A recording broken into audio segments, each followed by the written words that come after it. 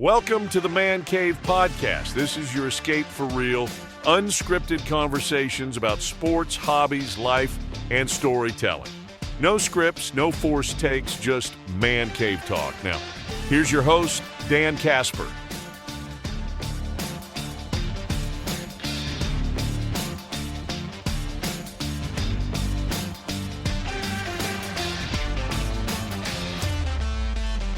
Revisiting the trade that happened yesterday, the Brewers sending practically their entire third base depth chart outside of, if you want to count Jordy Ortiz in there. But Caleb Durbin, who finished top 3 National League Rookie of the Year, Andrew Monasterio, Anthony Siegler, a competitive balance round B pick, all going to Boston for left-handed pitcher Kyle Harrison, left-handed pitching prospect Shane Drowan, and infielder David Hamilton. So Kyle Harrison is the big piece coming back to the Brewers here. He's the big one. He is a former number 1 prospect and such, and he originally was with the Giants, but he was shipped to Boston last year as part of the Devers trade, Rafael Devers trade that happened last year. So it's another pitcher added to this arsenal for the Brewers. And when you look at it, the Brewers have some serious control for pitchers for the foreseeable future. You're talking about multiple pitchers, starting pitchers, under control until like 2030. Past 2030, Harrison is under control until 2029. Is this by design? Is this just a happy accident? How much of this factors into a potential work stoppage, uncertainty surrounding, labor negotiations and such? It's probably all the above. The answer is probably all the above, a little bit of each here. On one hand, you could look at it and be like, okay, Brewers are really set up for the next few years. Young, controllable arms, i.e. cheap, controllable arms too. Let's be real here. If they don't decide to try to extend any of these guys, they're going to be cheaper than going out and bringing in some free agent pitchers. And we know that they will never, ever, ever, ever at this point pay top dollar for starting pitchers. They're just not going to do that. Brandon Woodruff making $20-some million is the exception to the rule here at this point. But is that part of the plan?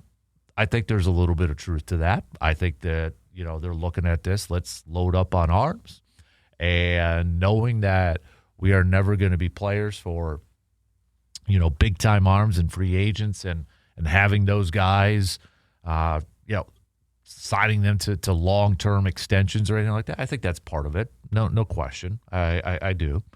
So on one hand, that's exciting to kind of look at and see, okay, there's a good chance that the Brewers' starting pitching staff is set up for years to come.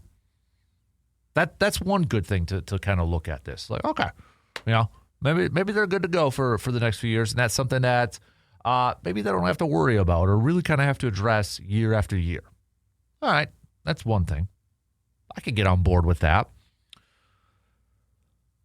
The head scratcher is, what are you going to do at third base?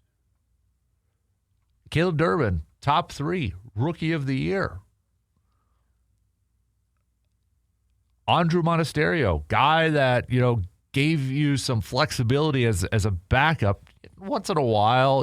Defense wasn't maybe all the greatest in the world. Not bad at all by any means. I think we kind of get caught up compared to a Terang and an Ortiz.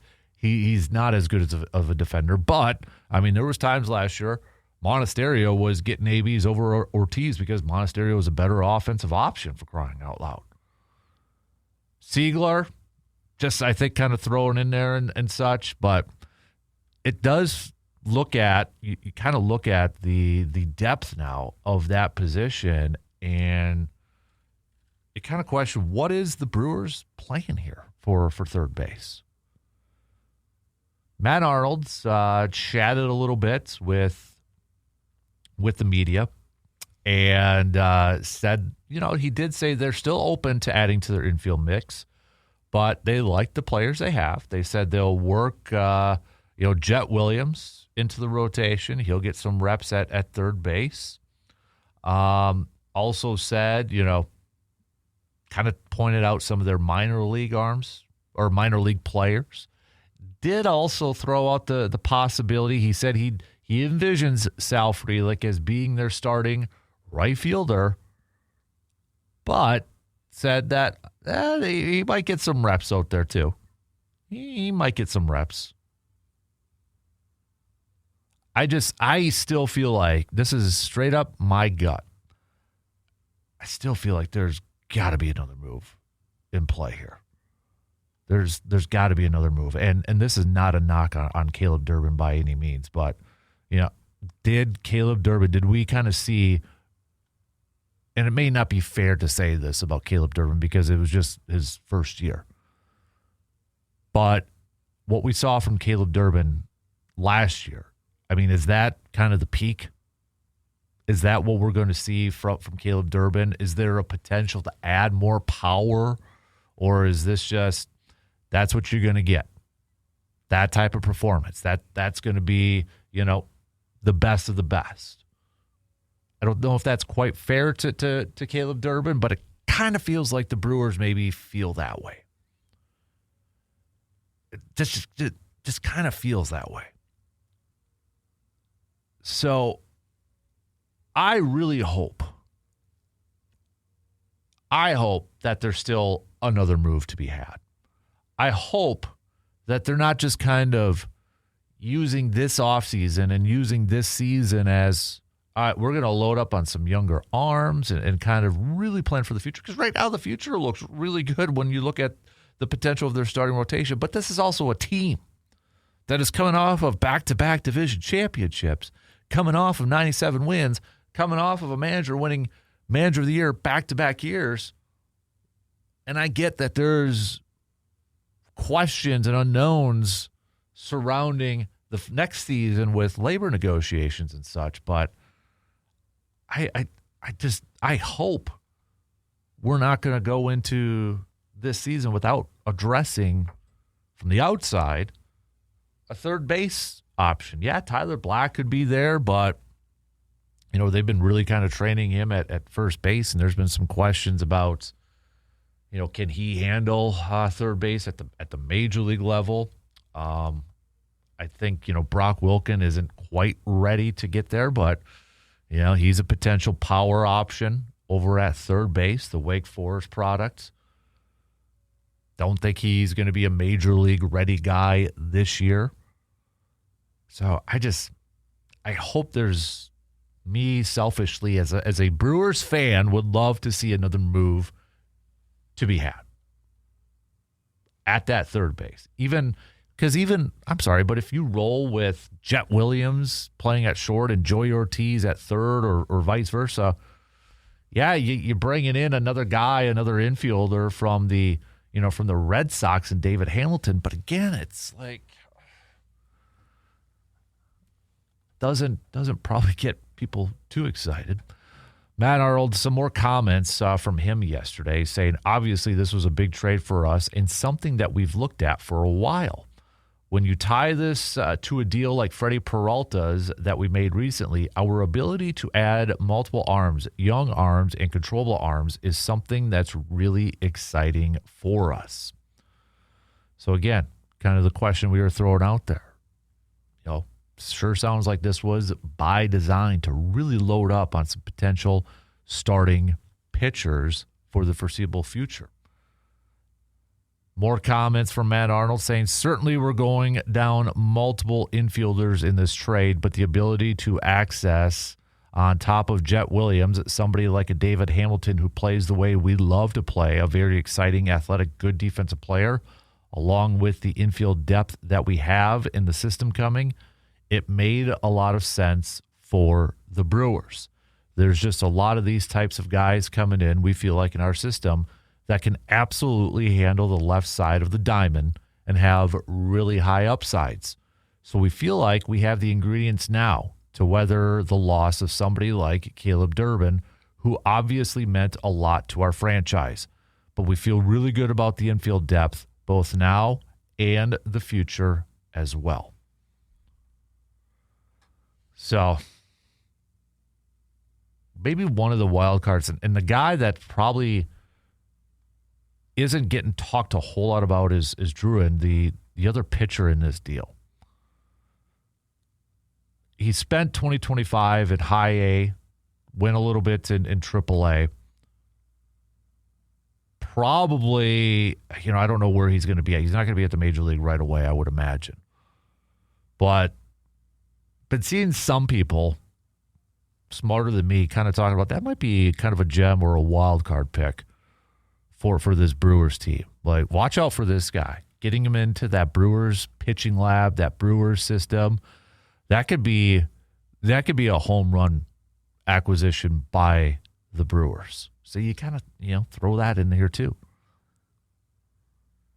I guess I like the move now that we're almost 24 hours removed from this. I like the move in the sense of, okay, you're setting yourself up for some deep starting pitching for the next few years, where we don't have to, get into these situations about trying to find a veteran and signing a guy, or, maybe having to answer the question about whether you're going to trade a guy like Freddie Peralta and such. So I like the thought. I like the idea of, okay, we're set for starters for a while now. We're good there. I still have questions. I should say I probably have a little bit more of a question mark now with the lineup, the offensive lineup. Because you've got, I think, David Hamilton, yeah, he fits what the Brewers do. He's a speed guy, good defense. I think he'll lose a little bit, though, in terms of batting average and OPS. And you drop down, even though it wasn't much, but you probably dropped down a little bit more in power, too. So, the projected lineup here, you got a Jackson Chourio, you got a Bryce Terang, William Contreras, Christian Yelich, Andrew Vaughn, Sal Frelick. I think those six are probably the locks. After that, and those six, maybe not Tuna, because I think a lot's going to depend on what version of Andrew Vaughn you're going to get this year. But then you got Garrett Mitchell, still kind of an unknown. Can the guy just stay healthy? Joey Ortiz, is he going to bounce back from an offensive standpoint this year? And then, David Hamilton. What are you going to get from David Hamilton? You look back at 2024 when he played 98 games. Okay, he had 8 home runs and he hit 248s. OPS was 698, but last year in 91 games, just 6 home runs, 198 batting average, and a 590 OPS. But he had 22 stolen bases. 2024, he had 33 stolen bases. That is why the Brewers are saying this is a guy that plays the style that they like to play.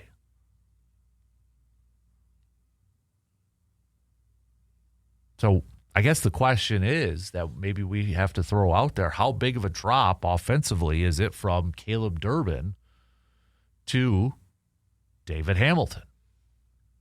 How big of a drop is it going to be in terms of production? You look at Caleb Durbin's numbers last year, 256 average, 18 stolen bases, 11 home runs. If we this may not be the best way to go about it, but maybe look at David Hamilton's 2024 season and compare it to Caleb Durbin's season from last year. Caleb Durbin, 138 games last year, 11 home runs, 53 RBIs, 18 stolen bases, average 256, OPS of a 721.